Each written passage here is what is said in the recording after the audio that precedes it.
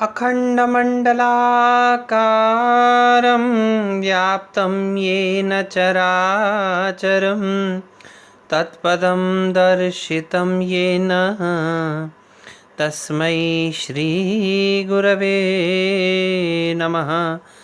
तस्मै श्रीगुरवे नमः। तस्मै श्रीगुरवे नमः। प्रिय विद्यार्थियों, पिछली कक्षा में हमने मम्मट के काव्य लक्षण पर चर्चा की और यह बात की थी कि किस प्रकार से मम्मट के काव्य लक्षण की विश्वनाथ कविराज, जिन्होंने साहित्य दर्पण की रचना की, उन्होंने आलोचना की। सबसे पहले उन्होंने अदोषौ की आलोचना करते हुए कहा कि अदोषौ का तात्पर्य अगर न दोषौ है, दोष रहित है, तो जो दोष से युक्त है वह काव्य नहीं होना चाहिए। लेकिन उन्होंने अपने इस मत की पुष्टि के लिए उदाहरण दिया, न्यक्कारो ही अयम एव वाला श्लोक।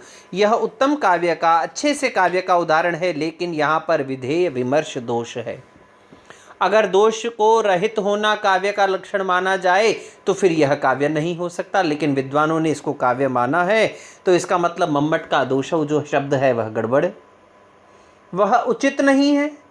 चलिए कोई बात नहीं, हम अगर इसको अदोषौ को ईशत दोषौ मान ले, यानी ईशत दोष से रहित हो या ईशत दोष वाला हो, या जो भी स्थिति ऐसी मानी जाए, पूर्ण रूप से दोष रहित ना हो, थोड़ा बहुत दोष तो भी चल जाए, तो वहां भी हमें दिक्कत आ जाएगी। क्यों?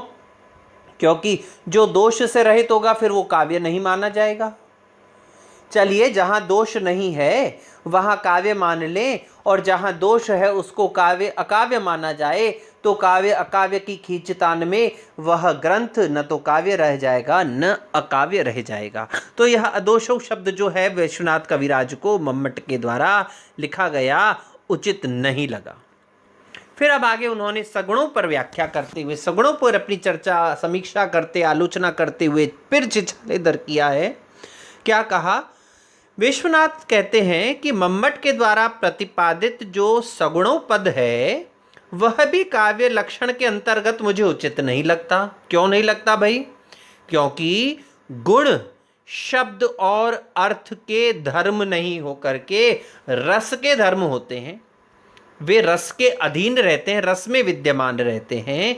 तो जब रस के अधीन जो गुण हैं तो फिर वो रस के विशेषण होने चाहिए कि शब्दार्थों के सगुण होना चाहिए।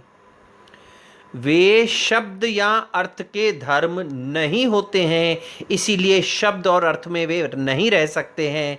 ऐसी दशा में रस ही सगुण कहा जा सकता है, शब्द और अर्थ को सगुण नहीं माना जा सकता है।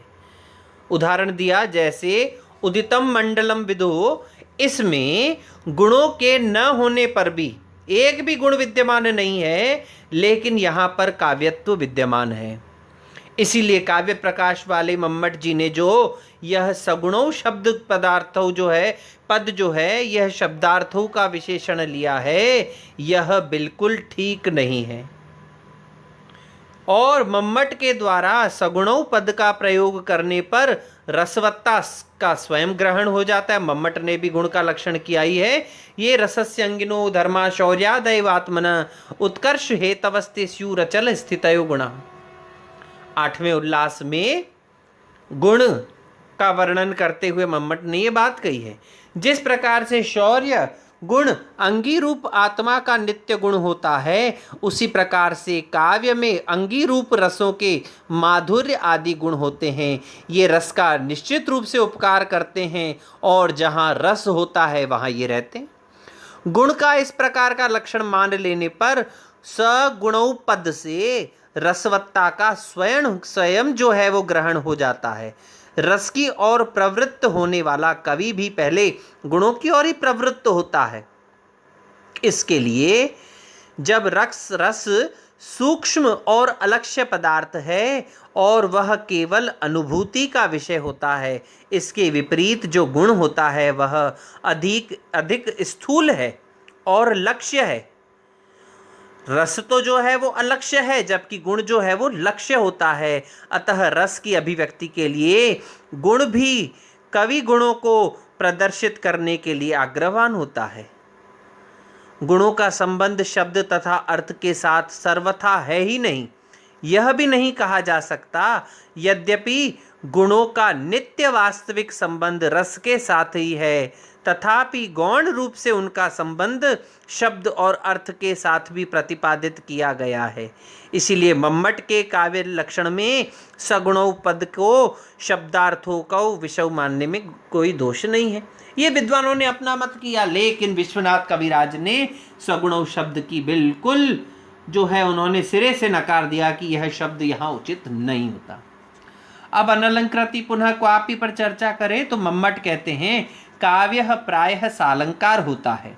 उनका यह विचार है कि यदि किसी सरस काव्य में स्फुट रूप से स्पष्ट रूप से कोई अलंकार प्रतीत न भी हो रहा हो तो उसमें काव्यत्व की हानि नहीं मानी जाएगी। क्वापित्यनेनेतदाह यत् सर्वत्र सालंकारो क्वचित् तो स्फुट अलंकार विरहेपि अपि न काव्यत्व हानि। यद्यपि सर्वत्र जो काव्य है वह अलंकार से युक्त होना चाहिए, लेकिन कहीं कहीं पर स्फुट अलंकार से रहित होने पर भी उसके काव्यत्व में हानि नहीं होती है। इसका उदाहरण मम्मट ने दिया, यह कौमार हर स एव ही वरः ता एव चेत्र क्षपाते च उन्मीलित सुर मालती सुरभय प्रोड़ा कदम्बा नीलासा चैवास्मि तथापि तत्र सुरत व्यापार लीला विधौ रेवा रोधसी वेतसी तरुतले से चेतः समुत्कंठति। इस श्लोक में मम्मट के अनुसार स्पष्ट रूप से कोई भी अलंकार विद्यमान नहीं है, लेकिन विप्रलंब श्रृंगार की अभिव्यक्ति के कारण से यहाँ पर काव्य है। मम्मट जो है ध्वनिवादी आचार्य हैं, उन्होंने काव्य में अलंकारों का उतना महत्व नहीं दिया जितना कि अन्य अलंकारवादी आचार्य देते रहे हैं। उन्होंने काव्य में जो अलंकार हैं उनको उनके शोभाकरत्व के धर्म को स्वीकार किया, उनको काव्य का बहिरंग मांगना। मम्मट के अनुसार काव्य में अलंकार होने चाहिए, उनकी आवश्यकता है, लेकिन वो अनिवार्य नहीं है कि वे सर्वत्र स्फुट हों, स्पष्ट हों। इस प्रकार मम्मट ने अलंकारों को काव्य का तत्व तो स्वीकार किया, परंतु उनका अनिवार्यत्व नहीं माना। मम्मट के द्वारा लक्षण में अनलंकृति पुनः क्वापि विशेषण भी ठीक है। अब लक्षण अनलंकृति कहने से अलंकार विहीन काव्य अभिप्रेत नहीं है, किंतु आचार्य मम्मट ये कहना चाहते हैं कि रसास्वादन अगर स्पष्ट रूप से हो रहा है, रस की प्रतीति हो रही है, पर यदि उस काव्य में अलंकार विद्यमान न हो, अलंकार स्पष्ट रूप से न भी दिखाई देवे, तो भी उसके काव्य के काव्यत्व की हानि नहीं होगी, वह काव्य माना जाएगा। फिर इसके बाद में पंडित राज जगन्नाथ ने भी अपने रस गंगाधर जिन्होंने रचना की, उन्होंने भी मम्मट के इस काव्य लक्षण का खंडन किया है। उन्होंने क्या आपत्ति उठाई, उनका दृष्टिकोण विश्वनाथ कविराज से बिल्कुल भिन्न है। विश्वनाथ कविराज ने तो शब्द और अर्थ दोनों पर आक्षेप किया। उन्होंने एक एक विशेष्य भाग पर विशेषण का खंडन किया। ध्यान दीजिएगा, विश्वनाथ कविराज ने तो विशेषणों का खंडन किया, अदोषौ, सगुणौ और अनलंकृति, जबकि उन्होंने शब्दार्थों पर कोई ध्यान नहीं दिया। लेकिन इसके विपरीत पंडित राज जगन्नाथ ने क्या किया है, उन्होंने विशेषणों को तो स्पर्श नहीं किया है, लेकिन उनकी जो आपत्ति है वो विशेष्य अर्थार्थ शब्दार्थों पर है। इस दृष्टि से उनका जो दृष्टिकोण है वह विश्वनाथ कविराज से बिल्कुल भिन्न माना गया है। पंडित राज जगन्नाथ कहते हैं, लक्षण के केवल विशेषांश जो शब्दार्थों है वह मुझे बिल्कुल उचित नहीं लगता, जबकि जो विशेषण भूत है अदोषौ, सगुणौ, अनलंकृति को पुनः क्वापि, इस पर उन्होंने कोई भी चर्चा नहीं की, कोई आक्षेप नहीं किया। शब्दार्थों पर पंडित राज को यह आपत्ति आती है कि जो काव्यत्व होता है वह शब्द और अर्थ की समष्टि में विद्यमान नहीं रहता है।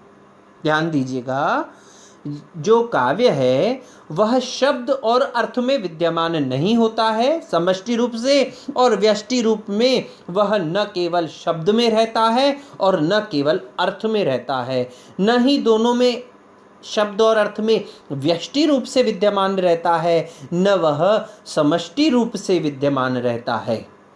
तो फिर क्या किया जाए? तो उन्होंने कहा है कि जो काव्य होता है वो केवल शब्द में विद्यमान रहता है। और उन्होंने अपना लक्षण क्या बताया उन्हें? रमणीयार्थ प्रतिपादक शब्द काव्यम। रमणीय अर्थ के प्रतिपादन करने वाला जो शब्द है वह काव्य है। अब उन्होंने अपनी दृष्टि से इसकी आलोचना की, लेकिन पंडित राज जगन्नाथ ने अब जो है वह शब्दार्थों पर आपत्ति की, और विश्वनाथ कविराज ने अदोषौ सगुणौ अनलंकृति पुनः क्वापि इस पर आपत्ति की। फिर नागेश भट्ट हुए हैं, वो रसगंगाधर की उन्होंने टीका की है, लेकिन उन्होंने एक स्थान पर नोचिता कह करके इन्होंने जो मम्मट के काव्य लक्षण की आलोचना की है उस पर उचित नहीं माना है। यद्यपि अनेक अनेक विद्वानों ने अनेक अनेक परिभाषाएं दी, मम्मट की कई विद्वानों ने लक्षण की परिभाषा की, काव्य के लक्षण की बहुत प्रशंसा भी की, कईयों ने बहुत अधिक उनकी आलोचना भी की, तथापि हम यह देखते हैं कि कोई भी लक्षण जो है वह प्रायः अव्याप्ति, अतिव्याप्ति और संभव असंभव इन तीनों प्रभावपूर्ण दोषों से रहित होना चाहिए, तभी वह परिभाषा निर्दुष्ट और सर्वमान्य होती है। काव्य की परिभाषा भी अनेक प्रकार से विद्वानों ने दी है। किसी ने शब्द को प्रधान माना, किसी ने अर्थ को प्रधान माना, किसी ने शब्दार्थों को प्रधान माना, तो किसी ने वाक्यम रसात्मकम काव्यम कह करके वाक्य को प्रधान माना। परंतु मम्मट काव्य जगत में समन्वय आदि आचार्य के नाम से प्रसिद्ध हैं। वो प्रसिद्ध हैं कि उन्होंने हर चीज में समन्वय की स्थापना की है। तदनुरूप उनका काव्य लक्षण भी जो है वो समन्वयवादी है, और उनका लक्षण जो है वो परिष्कृत, परिमार्जित, निर्दुष्ट है, और सरल काव्य लक्षण उन्होंने प्रस्तुत किया है, जो कि विद्वानों के हिसाब से, विद्वानों की मान्यता के अनुसार समीचीन ही है। अब हम कल अगली कक्षा में मम्मट के द्वारा कितने प्रकार के काव्य माने गए हैं, काव्य के कौन कौन से भेद माने गए हैं, उस पर हम कल चर्चा करेंगे। ओम शांति।